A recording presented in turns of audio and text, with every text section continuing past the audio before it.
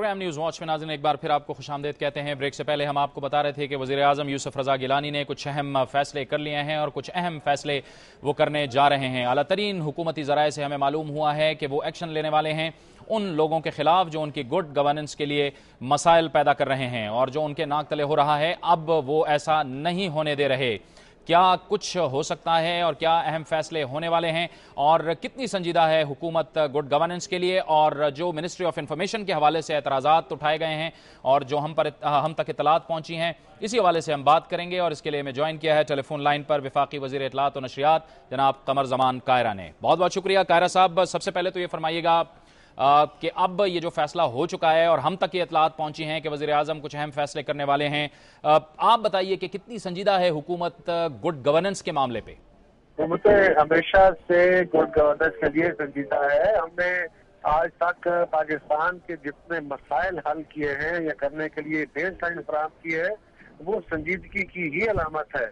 वो पाकिस्तान के constitutional issues थे, पाकिस्तान के फाइनेंशियल इशूज थे, पाकिस्तान के लीगल इशूज थे। वो सारे इश्यूज को हमने बेसिकली एक बेस लाइन फराहम की है जिससे खड़े होकर आप इस सियासत की इमारत तारीफ करते हैं। तो गुड गवर्नेंस कोई उससे बावरा चीज तो नहीं होती। कमर ज़मान कायरा साहब, जो गुड गवर्नेंस है हमारी इत्तलात के मुताबिक आपकी वजारत से ये सिलसिला शुरू हो चुका है। जाहिर है पीटीवी के नए मैनेजिंग डायरेक्टर, फिर उसके बाद प्रिंसिपल इंफॉर्मेशन ऑफिसर का तब्दील होना, लेकिन अब ये बातें भी सामने आ रही हैं आपकी वजारत के हवाले से जो एतराज़ात उठाए गए हैं कि वहाँ पे एक कंसल्टेंट तैनात हैं अमजद भट्टी, उनका क्या किरदार है, और चौधरी मंजूर जाहिर है जिनके पास पार्टी सेक्रेटेरिएट का भी ओहदा अब नहीं रहा, वो आपकी वजारत में क्या कर रहे हैं? और बारहा आपको इन तहफ़्फ़ुज़ात से आगाह किया गया लेकिन आपने इस हवाले से कोई कदम नहीं उठाया। चौधरी मंजूर साहब का ताल्लुक वजारत इत्तलात से बिल्कुल नहीं है। आपको किसने कहा? चौधरी मंजूर साहब मेरी जमात के सरबराह कारकुन है, वो हमारे लेबर के इंचार्ज है पार्टी के, लेकिन उनका वजारत इत्तलात से तो कोई ताल्लुक नहीं है। अमजद भट्टी साहब जिस तरह बाकी वो अपने फील्ड के एक्सपर्ट है और उन्होंने एक स्ट्रेटेजिक एक्सपर्ट के तौर पे मिनिस्ट्री के साथ काम कर रहे हैं। जी कायरा साहब, हम भी यही कह रहे हैं कि चौधरी मंजूर का आपकी वजारत से ताल्लुक नहीं है, लेकिन उनका जो दफ्तर है या कमरा है वो वहीं पे आते हैं, वहीं पे बैठते हैं और वहीं पे मामलात भी तय कर रहे होते हैं मुख्तलिफ लोगों के। आपकी इतला मुकम्मल तौर पे गलत है, मुकम्मल तौर पे। चौधरी मंजूर साहब का वजारत इत्तलात से कोई ताल्लुक नहीं। अच्छा कायरा साहब, आपकी वजारत से मुताल्लिक एक और बड़ा अहम एतराज़ है, वो ये है कि ये जो अब से चंद माह कबल आपने हुकूमती कारकर्दगी के हवाले से जो बुकलेट शाया की थी, इस बुकलेट की ज्यादा से ज्यादा कीमत 200, 300, 400, अगर और भी बढ़ा लें तो 500 फी बुकलेट हो सकती है, क्योंकि ये लाखों की तादाद में छपे। लेकिन आप लोगों ने 2000 रुपए में इसका टेंडर मंजूर किया, यानी ये तो बहुत ज्यादती नहीं हुई क्या? आपका ये हक है, आप जरूर पूछिए हमसे, हम जवाब देंगे इसका। जो किताब छपी है, अगर उसकी सारी मुझे एग्जैक्टली, क्योंकि मैं तो उसकी डिटेल में नहीं जानता, जनाब वजीरों का यह काम है कि हम उसकी बिडिंग में जाएं, लेकिन वो किताब जिस लेवल के उस पर रिसर्च हुई है, जिसके लेवल की उसकी प्रिंटिंग हुई है, तो वो हर हुकूमत अपनी कारकर्दगी जो है वो अपनी आवाम के सामने रखती है और आपने डिफरेंट एनालिसिस रखने होते हैं उसकी, जो और दुनिया भर में वो प्रेजेंट करनी होती है। हमने पाकिस्तान की जो फॉरेन हमारी एम्बेसीज है या हमारे हाउसेज हैं, उनको भी भेजी है ताकि दुनिया में जितने लोग हैं वो उससे मुस्तफीद हो सके, पाकिस्तान की गवर्नमेंट की कारकर्दगी के बारे में हमारी जो परफॉर्मेंस है उसको एवेल्युएट कर सके। तो हमने तो डॉक्यूमेंट किया है वो सारा। अच्छा कायरा साहब, आप बहैसियत मिनिस्टर इंफॉर्मेशन, आप अपनी जो कारकर्दगी है ये गुज़िश्ता 2-2.5 साल की, इस कारकर्दगी को आप कैसे देखते हैं? क्या आप अपनी कारकर्दगी से मुतमईन हैं? क्योंकि हम तक जो इत्तलात पहुंची हैं वो ये हैं कि हुकूमत आपकी कारकर्दगी से बिल्कुल मुतमईन नहीं है और आपको हटाया जा रहा है अपनी वजारत से। देखिए, जहाँ तक मुझे हटाए जाने का मिला, ये तो किसी और का इख्तियार नहीं है, ये तो मेरी पार्टी लीडरशिप का इख्तियार है, वजीर आजम साहब का और सदर साहब का। वो जिस वजीर को चाहे उससे कलमदान वापस ले लें, जिसको चाहे उसका कलमदान बदल दे। वजारतों में तब्दीलियां अगर होती हैं और वो अपनी टीम के जिस बंदे को चाहते हैं तो वो उनका मुकम्मल तौर पे इख्तियार है। जहाँ तक मेरा काम है, मैंने अपने तौर पे कोशिश की है कि अपने तई अपनी बसीरत के मुताबिक अपनी वजारत को बेहतर तरीके से चलाऊं। हमने रेडियो को, पीटीवी को बिल्कुल न्यूट्रल लेवल पे चलाने की कोशिश की है। और जितना हम अपने गवर्नमेंट के, हम कोई गवर्नमेंट का प्रोपेगेंडा टूल के तौर पे हमने वजारत को नहीं चलाया, हम तो एक न्यूट्रल एनालिसिस को हम के सामने रखते रहे। मेरी इत्तला के मुताबिक तो मेरी कदर मुझसे खुश है। अगर वो चाहेंगे किसी और को जिम्मेदारी देना तो ये किसी वक्त भी चाहे, जो भी चाहे, जिस वजारत को चाहे वो चेंज कर दे। बहुत बहुत शुक्रिया। वफाकी वज़ीर इत्तलात और नशियात कमर ज़मान कायरा हमसे गुफ्तगू कर रहे थे और उनका ये कहना था कि उनकी इत्तलात के मुताबिक वो अपनी कारकर्दगी से मुतमईन हैं और उनका ये कहना था कि उन्हें अपने इस ओहदे से नहीं हटाया जा रहा। इसके साथ साथ उनका ये भी कहना था कि जाहिर है उनकी क़यादत, चाहे वो सदर हों चाहे वो वज़ीर आज़म हों, वो जो भी फ़ैसला करें वो फ़ैसला उन्हें कबूल होगा। बहरहाल हमने देखा है कि पहले भी इस तरह के बाज़ फ़ैसले हुए हैं लेकिन उसके बाद फ़ैसले बदले भी हैं। लेकिन आज की तारीख़ में हम दुनिया न्यूज़ के नाज़रीन को इस बात की तस्दीक करते हैं कि अब तक जो इत्तलात आ रही हैं वज़ीर आज़म यूसुफ रज़ा गिलानी जिन्होंने फ़ैसले कर लिए हैं गुड गवर्नेंस के हवाले से, वो अब ये अपने फ़ैसलों पर फौरी तौर पर इक़दाम लेना चाहते हैं। इसके साथ साथ ये भी इत्तलात आई हैं कि जो NRO से मुस्तफ़ीद होने वाले लोग हैं उनके खिलाफ भी एक्शन लिया जाएगा। इसी सूरत हाल पर हम गुफ्तगू करेंगे और इसके लिए मैं ज्वाइन किया है टेलीफोन लाइन पर मुमताज़ सीनियर तज्ज़ियाकार और सीनियर सहाफ़ी जनाब नज़ीर नाजी ने। बहुत बहुत शुक्रिया नाजी साहब।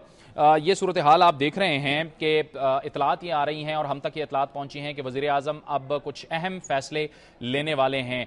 आप क्या समझते हैं कि अगर ज़ाहिर है वज़ीर आज़म को अपनी हुकूमत कायम रखना है तो कितना ज़रूरी होगा उनके लिए गुड गवर्नेंस के लिए, उन्हें बहरहाल ये कड़वे घूंट भी लेने होंगे और अहम फ़ैसले करने होंगे? देखिए जी, इस वक्त जो हमारा बुनियादी सवाल बना हुआ है सियासी इस्तेकाम के लिए और हुकूमती इफेक्टिवनेस के लिए, वो एक ही सवाल है, वो है करप्शन। अच्छा, इस करप्शन के नाम पर जो कुछ हमारे मुल्क में होता रहा है वो आपके भी सामने है और अवाम भी जानते हैं। कौन सा ऐसा हुक्मरान आया है जिसने खब आमर था, खब मुंतखब हुकूमत थी, जिसने करप्शन खत्म करने की कोशिश नहीं की।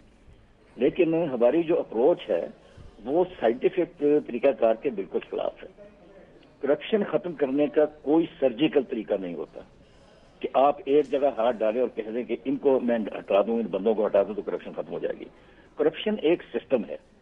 करप्शन उस निज़ाम का हिस्सा है जिसे आप दुनिया का सरमायादाराना निज़ाम या आज़ाद मईशत कहते हैं। ये करप्शन के बगैर नहीं चलती।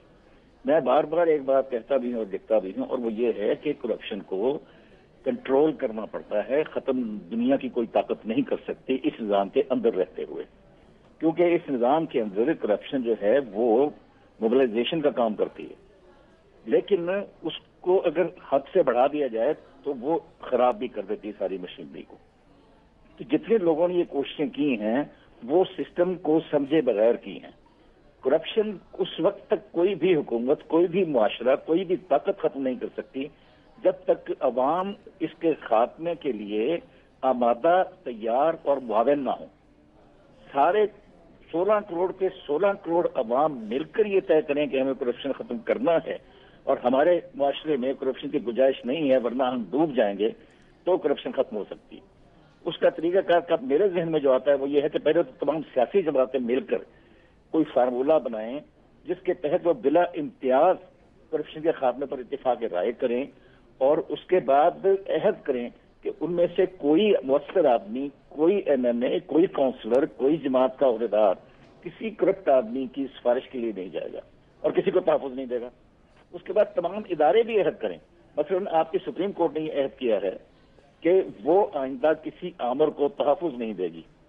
क्यों नहीं कोर कमांडर्स मिलकर ये फैसला कर लेते कि वो आइंदा किसी भी ऐसे आमर का साथ नहीं देंगे जो जमहूरियत का खात्मा करने की कोशिश करेगा।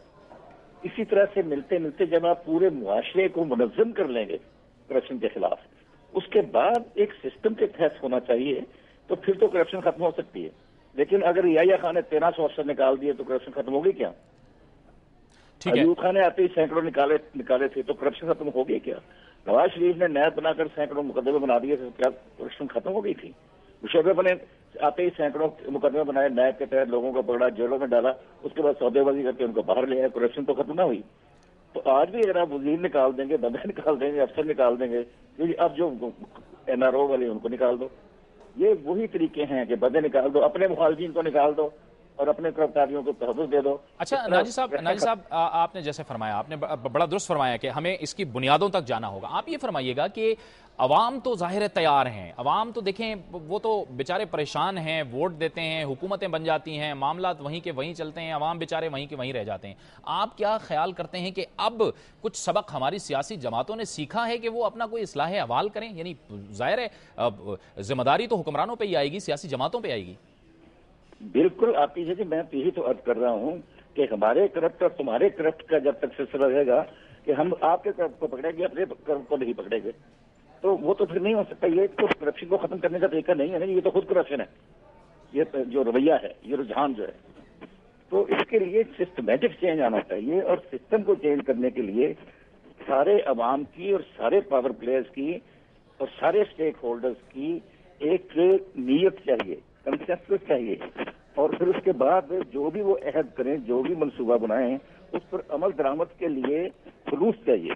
اگر یہ نہیں کریں گے تو یہ سسٹم ڈوب جائے گا. ناجی صاحب پھر کیا کیا جائے؟ یہ جو جیسے آپ فرما رہے ہیں کہ لوگوں کو نکالنا، یہ وہ رویہ بہتر نہیں ہے، کیا ان کو سسٹم کے اندر ہی رکھا جائے اور پھر ان بنیادوں تک پہنچا جائے، یا پھر ان کو الگ کر کے کوئی ایسا سوچا جائے؟ کیا جائے؟ کیونکہ یہ لوگ تو ان کا سسٹم میں رہنا بھی تو ظاہر ہے نقصان دہ ہے. میں نے عرض کیا کہ سرجیکل آپریشن سے کبھی نہیں ہو سکتا. یہ بتدریج ہوتا ہے جمہوری معاشروں میں.